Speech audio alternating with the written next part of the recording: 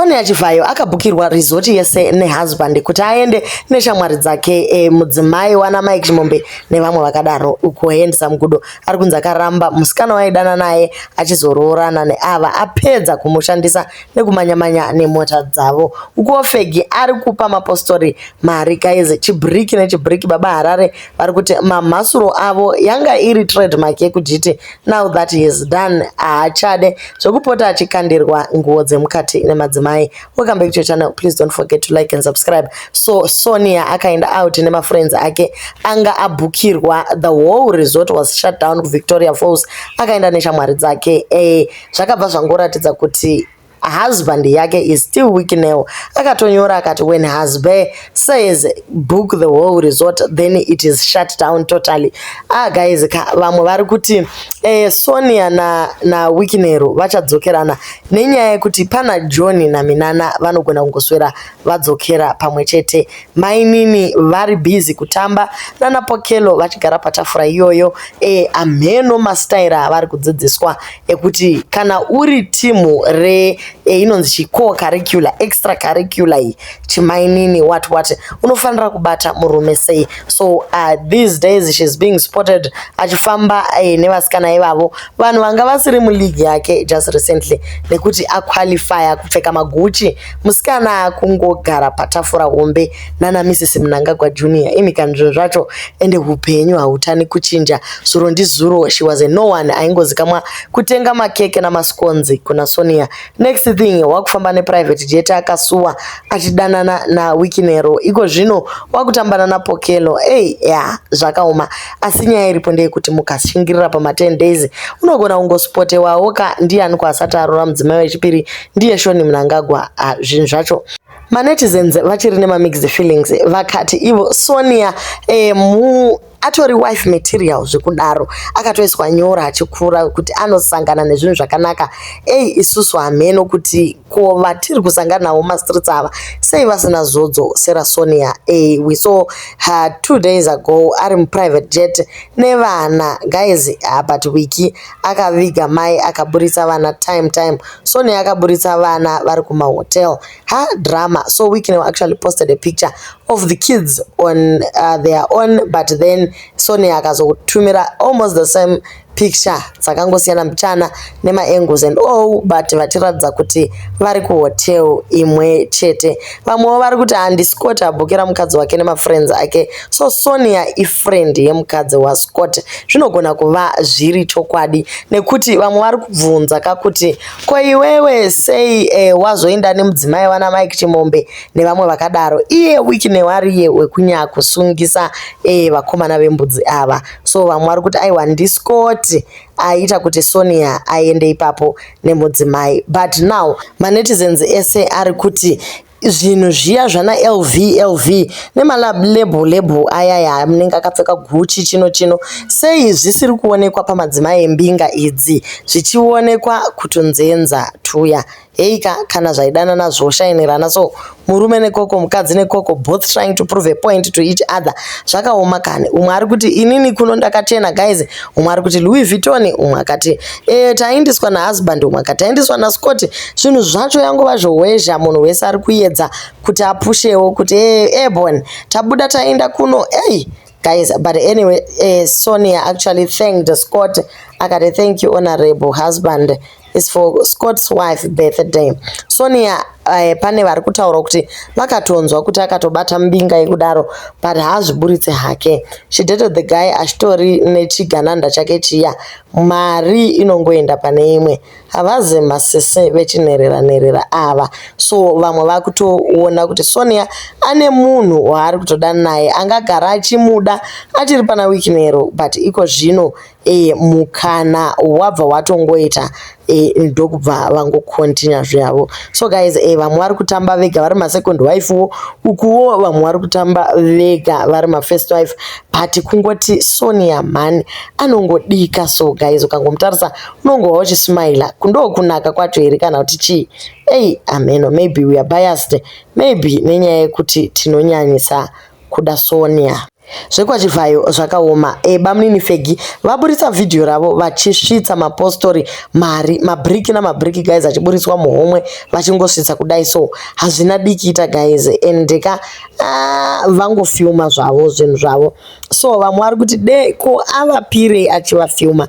I think there were like 16 or 18 men and women that passed through pamberi pake vachipiwa. Yanga isingaverengwi guys, yanga ichingokandiwa. Dei ndiripo zvokwadi taitogamuchirawo chimari cheduwo ipapo. Vamwe vachingopopota wikinero Fegi chino ini mari handingamboirambizve ndingatoramba sadza not mari guys bodo chero iro sadza racho rinenge richigorambikwe ikonai guys. Isusu chatingangotaura ndechekuti nhamo yakashata yakuita kuti tingoti tikaona Fegi achipa mari vamwe vakuda kutotengeseka neprice kuti ina hangu handirambi. The way vanhu vekumasowe used to hate Black ka dei asina mari vamudzinga zvachose because mukomana anga katopfeka hake kana black t-shirt achitongo svitsa vanhu mari. Masowe aitwa marombe naWikinero chokwadi chiiko inhamo here naimi varume vakuru nevakadzi kunzwai nezvanana zvidiki kuitwa marombe chaiwo. Chinamato ichi kana chodai so zvakaoma vedwe masowe aya hakusisina kana chiremerera mani. What is this? Ndo zvakauya nababa Johani here izvi? Kwete Johani masowe, izvi zvakauya nababa Johani Chivhayo. Vemachechi vabva vangonzi nyararai zvenyu kuda kusora chinamato chechipostori izvi zviri nani mese apa kumapresent worship munonamatira papa 1 and they won't even thank you kana ne$US zvaro 1. Apa it's just a church member angokumbira kuzoyereserwa business rake and akatenda each person ne1000 nemota each. Mari yamagaya haitwe izvozvo zviri nani. Upiwe wristband nesticker for protection iye ane motorcade yake inomuprotector. So guys, when you are a receiver, you lose something. I think you actually lose your dignity. Look at the way these grown men and women are groveling and forwarding themselves several times before a young man handing out paper money zvakadaro. So guys, chaicho chiripo ndechekuti ticharombeswa nenhamo yedu iyi guys, ndo ichatirombesa zvakanyanya. Uko baba Harare vati ivo veduwe zvejimu zviya inyakukwereta ukamira jimu dzinoendawo. I simply stopped. Masuro Dziya was part of the branding yedu yeGT. Vasikana vachifara vachibvisa hembe iwe paunobvisawo yako paya mamhasuro achitamba izvezvi zvazvichandipa hapana. So baba Harare vari kuti vakarega kuenda kujimu, nyama dzavo dzakungodzokera panatural body yavo. Veduwe mirai kufunga kuti maacids asina C hapana zvakadaro zviri kuitika. Mukomana achiri fit asi semunhu asachatambi GT hapasisina need yekuti vapushe kuti mhasuro dzavo dzirembere. So vati iwa havachadi zvekukandirwa nguo dzemukati dziya dzamunenge muchivakandira kana mafarira kuti vaita coiling dance yavo. Father City vari kurevesa guys, vakangoti aiwa regai tichingosiyana nazvo. GT yacho yaitichengeta asi tasiyana nazvo. Vamwe vari kuti mukati bota remumba umo harisi kunyanyisa kuva demanding here nekuti mukomana maluziro haazongoita weitika. Unotoona kuti maybe ndezvimwe zvakadaro zviri kuitika mumachira umu. Murungu ari kuita avekusveta baba Harare. Zvinhu zvacho zvandichatsungwa zvokwadi. Tichinopedzesa pane wanyorera ghost renyika akati veduwe please hide ID yangu.